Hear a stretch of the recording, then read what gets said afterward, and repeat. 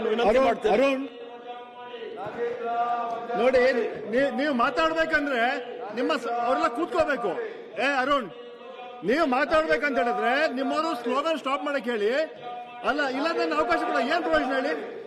ನೀವು ನಿಂತ್ಕೊಂಡು ಸ್ಲೋಗನ್ ಹಾಕ್ತೀರಾ, ಮಾತಾಡ್ಬೇಕಂತ ಹೇಳ್ತೀರಾ? ಸಭಾನಾಯಕರೇ ಕೂತ್ಕೊಳ್ಳಿ. ನೀವು ಸ್ಲೋಗನ್ ಹಾಕ್ತೀರಾ, ಮಾತಾಡೋಕೆ ಅವಕಾಶ ಮಾಡಿ ಕೇಳ್ತೀರಾ? ಆಗಲ್ಲ. ನಾನು 6ನೇ ದಿನ ಕೇಳ್ತಾ ಇದ್ದೀನಿ, ಕೈ ಮುಗಿದು ಕೇಳ್ತೀನಿ, ದಯವಿಟ್ಟು ಕೂತ್ಕೊಂಡು ಸದನ ನಡೆಯಕ್ಕೆ ಅವಕಾಶ ಮಾಡಿಕೊಡಿ. ನೀವೆಲ್ಲ ಪ್ರಶ್ನೆಗಳು ಬಂದಿದೆ, ಕಾಲಿಂಗ್ ಅಟೆನ್ಷನ್ ಕೂಡ ಇದೆ. ಯಾಕೆ ಹಠ ಮಾಡ್ತಾ ಇದ್ದೀರಾ? ಯಾಕೆ ಹಠ ಆಗ್ತಾ ಇಲ್ಲ? ಬೆಳಿಗ್ಗೆ ಸಭೆ ಬೆಳಿಗ್ಗೆ ಸಭೆ ಕರೆದ ನಾನು, ಸಭೆಗೆ ಯಾರು ಬರಲಿಲ್ಲ. ಅರ್ಥ ನನಗೆ ಆಗ್ಲಿಲ್ಲ. ಯಾಕೆ ಮಾಡಿ ದಿನ ಇದೇ ಮಾಡಿದ್ರೆ ಹೆಂಗೆ ಸರ್? ನೀವೇ ಮಾತಾಡಿ ಸರ್, ನೀವೇ ಮಾತಾಡಿ ಸರ್, ನೀವೇ ಮಾತಾಡಿ ಸರ್, ನಾವು ಕೇಳ್ತೀವಿ. ಕುತ್ಕೊಂಡು ನೀವೇ ಮಾತಾಡಿ ಸರ್.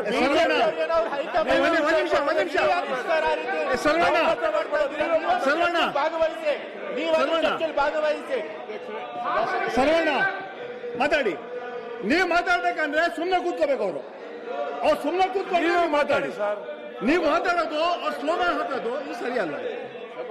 ನೀವು ಮಾತಾಡ್ಬೇಕಂದ್ರೆ ಸುಮ್ಮನೆ ಕೂತ್ಕೋಬೇಕು. ಸಭಾಪತಿಗಳ ಮಂತ್ರಿಗಳೇನೋ ಹೇಳ್ಬೇಕು ಅಂತಿದ್ದಾರೆ. ಇಲ್ವಾ? ನೀವಿಲ್ವಾ? ಮಾತಾಡಲ್ವಾ? ಒಂದ್ ನಿಮಿಷ, ಸರ್ವಣ್ಣ ಕರ್ದಿದ್ದೀನಿ ನಾನು. ಒಂದ್ ನಿಮಿಷ, ಸರ್ವಣ್ಣ ಕರ್ದಿದ್ದೀನಿ. ಸರ್ವಣ್ಣ ಮಾತಾಡ್ಬೇಕಂದ್ರೆ ಎಲ್ಲ ಸುಮ್ಮನೆ ಇರಬೇಕು.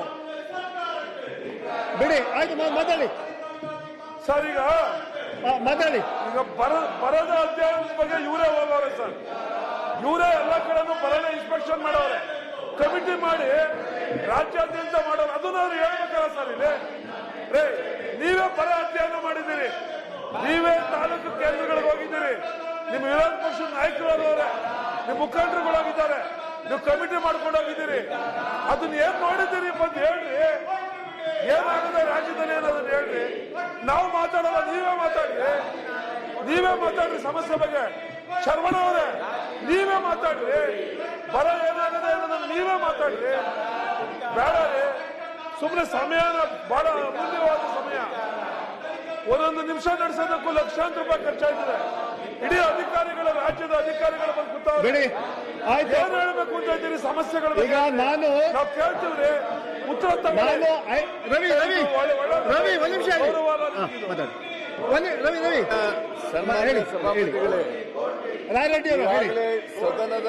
ಸದನ ಹೇಗೆ ನಡ್ಕೊಳ್ಬೇಕು ಅನ್ನೋದ್ರ ಬಗ್ಗೆ ಸಭಾಪತಿಗಳು ತಾವು ಸ್ಪಷ್ಟವಾಗಿ ಎಲ್ಲ ಸದಸ್ಯರಿಗೆ ಮೀಟಿಂಗ್ ಕರೆದಿದ್ದೀವಿ. ಒಂದು ಮಾತನ್ನ ನಾನು ಹೇಳಲೇಬೇಕು. ತಾವೆಲ್ಲರಿಗೂ ಕೈ ಮುಗಿದ್ರಿ, ನಮಗೆ ಬಹಳ ನೋವಾಗ್ತದೆ ಈ ಮಾತು. ಏನಾದ್ರೂ ಗೌರವ ಬೇಡವಾ? ಸಭಾಪತಿಗಳು ಕೈ ಮುಗಿದು ಸದನ ನಡೆಸ್ರಿ ಅಂತ ಕೇಳ್ತಾರಂದ್ರೆ ಅವ್ರಿಗೆ ಅದ್ರ ಬಗ್ಗೆ ಸ್ವಲ್ಪನೂ ಕಾಳಜಿ ಇಲ್ಲ, ಸ್ವಲ್ಪನೂ ಗೌರವ ಇಲ್ಲ ಅಂದ್ರೆ ಬಹಳ ನನಗೆ ಅವ್ರ ಬಗ್ಗೆ ಬಹಳ ಕೆಟ್ಟ ಅನಿಸ್ತದೆ. ಆಮೇಲೆ ಈಗಾಗಲೇ ಸಭಾನಾಯಕರು, ಮಾನ್ಯ ಹಿರಿಯ ಸದಸ್ಯರಾದಂಥ ಹರಿಪ್ರಸಾದ್ ಅವರು, ಐವನ್ ಡಿಸೋಜ, ರವಿ ಎಲ್ಲರಿಗೂ ಅವರಿಗೆ ರಿಕ್ವೆಸ್ಟ್ ಮಾಡಿದ್ದಾರೆ. ಮತ್ತು ಸದನದ ನಿಯಮಾವಳಿ ಹೇಗೆ ನಡ್ಕೋಬೇಕಂತ ಸಭಾನಾಯಕರು ಹರಿಪ್ರಸಾದ್ ಅವರು ಕೂಡ ಹೇಳಿದ್ದಾರೆ. ನಾನು ಪುನಃ ಹೇಳಲಿಕ್ಕೆ ಇಚ್ಛೆ ಪಡೋದಿಲ್ಲ. ಈಗಾಗಲೇ ಮೊನ್ನೆನೇ ತಾವು ರೂಲಿಂಗ್ ಕೊಟ್ಟಿದ್ದೀರಿ.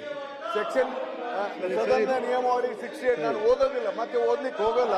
68, 69 ಪ್ರಕಾರ ಅವರು ಸಭೆಗೆ ಸೂಚನೆ ಕೊಟ್ಟು ಮಾತನಾಡಬೇಕು.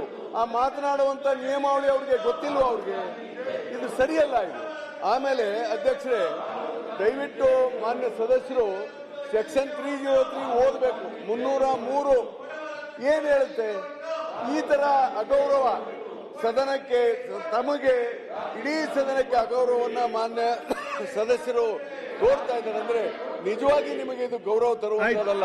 ರಾಜೀನಾಮೆ ಮಾಡಿ ನೀವು ಅವರಿಗೆ ಪದೇ ಅವಕಾಶ ಕೊಡ್ತಾ ಇದ್ದೀರಿ. ಇವತ್ತು ಇನ್ನೂ ಜಾಸ್ತಿ ಅವ್ರ ಬಗ್ಗೆ ಲೀನಿಯಂಟ್ ಆಗಿರಬೇಡಿ. ನಿಮಗೂ ಅಗೌರವ ತೋರಿಸ್ತಿದ್ದಾರೆ, ಸದನಕ್ಕೂ ಅಗೌರವ ತೋರಿಸ್ತಿದ್ದಾರೆ. ದಯವಿಟ್ಟು ಅವ್ರ ಮೇಲೆ ಕಟ್ಟುನಿಟ್ಟಿನ ಕ್ರಮ ತೆಗೆದುಕೊಳ್ಳಿ. ಸದನ ಮಾಡಿಕೊಡಿ. ಒಂದು ಲಾಸ್ಟ್ ಅಧ್ಯಕ್ಷ